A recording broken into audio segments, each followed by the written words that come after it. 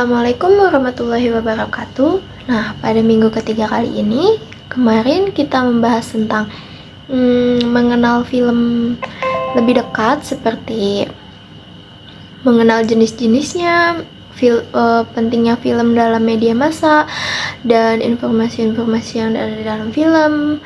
Kali ini kita akan membahas tentang lebih ke proses dalam pembuatan film. Kita mengenal tentang unsur dan divisi dalam film. Pada pembahasan pertama itu terkait tentang unsur-unsur film.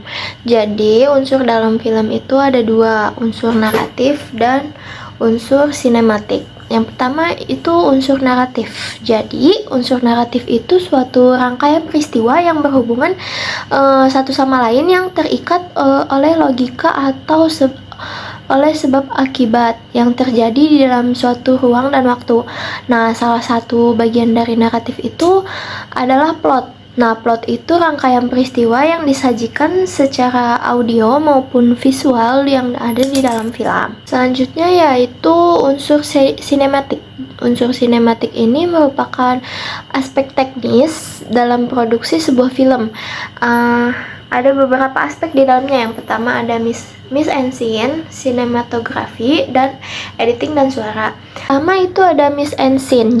Nah, jadi mise en scene ini sebagai ungkapan yang digunakan untuk menggambarkan seluruh aspek visual yang ada pada saat memproduksi film. Di dalam mise en scene ini ada beberapa aspeknya. Yang pertama itu ada setting, lalu yang kedua itu ada make up, selanjutnya itu ada pencahayaan, dan ada pemain.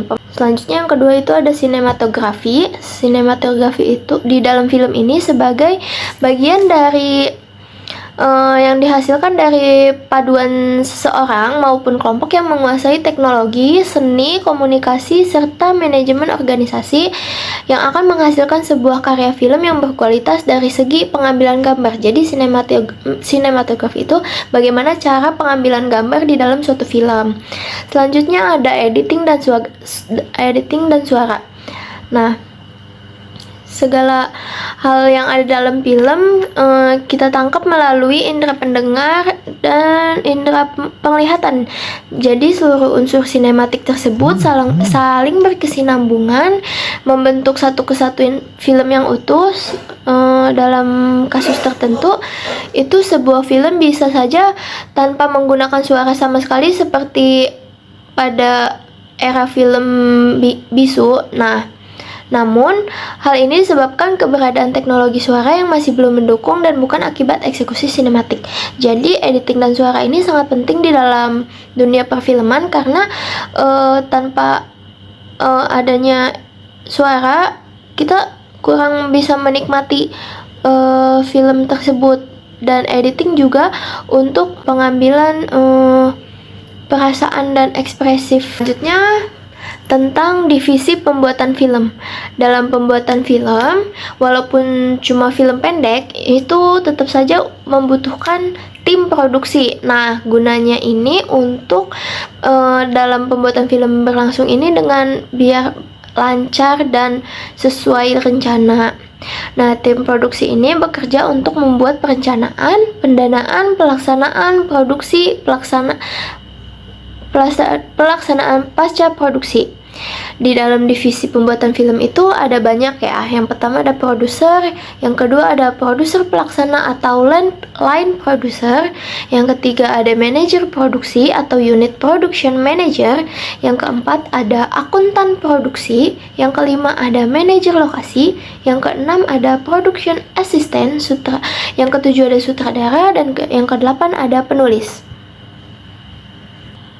Lalu kelompok 2 menonton film dokumenter yang berjudul Girl in the Picture yang diproduksi pada tahun 2022. Film ini berisikan tentang anak yang merasakan tentang pelecehan seksual oleh ayah kandungnya sendiri, yang menyebabkan traumatik pada anak tersebut di usia dini.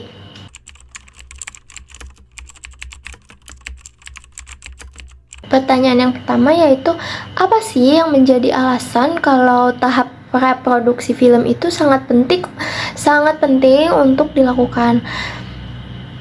Nah, alasannya itu tahap praproduksi itu sangat penting karena kalau tanpa adanya praproduksi, misal langsung produksi aja nih tanpa ada rencana atau apa, bagaimana caranya membuat film tapi tanpa ada rencana? Jadi kayak harus memiliki perencanaan yang matang supaya dalam pembuatan filmnya ini berjalan dengan lancar tanpa adanya kendala, dan mengurangi kendala juga dengan adanya tahap praproduksi ini. Nah, pertanyaan yang kedua itu tentang perbedaan unsur sinematik sama unsur naratif. Lebih singkatnya ini, kalau unsur naratif ini lebih ke materinya atau bahannya yang ada di dalam film, sedangkan unsur sinematik itu gayanya. Jadi bagaimana cara pembuatan filmnya gitu. Pertanyaan yang ketiga yaitu, gimana sih tipsnya ngasih musik yang nyambung di dalam pembuatan video yang kita buat? Musiknya itu disesuaikan apa yang ada di dalam video. Misalnya kalau si videonya atau filmnya itu tentang kesedihan itu pasti bikin pakai lagunya itu lagu yang sedih, yang melodi calm gitu. Sedangkan kalau misalnya film horor itu pakainya musik-musik yang menegangkan, yang bikin kita takut. Jadi disesuaikan lagi sama si filmnya. Kan nggak mungkin gitu ya, kalau misalnya kita nonton film horor tapi lagunya sedih, kan itu kayak nggak nyambung gitu. Jadi disesuaikan lagi di dalam videonya itu seperti apa. Dan yang lebih penting, nggak boleh sampai kena copyright. Pertanyaan pada sesi kedua yaitu, apakah di dalam film ini harus ada 2 unsur? Kalau misalnya pakai 1 unsur aja gimana? Iya, harus pakai 2 unsur karena saling berkesinambungan, satu sama lain itu saling melengkapi. Gak bisa kalau misalnya cuma pakai naratif doang tapi nggak ada sinematik doang atau sinematik doang tapi nggak ada naratifnya, itu nggak bakal jadi sebuah film gitu. Walaupun itu film pendek atau selanjutnya. Ada lagi yang bertanya, jika ada tahap editing kenapa harus ada pemilihan lokasi? Nah, mungkin maksudnya pakai green screen gitu ya.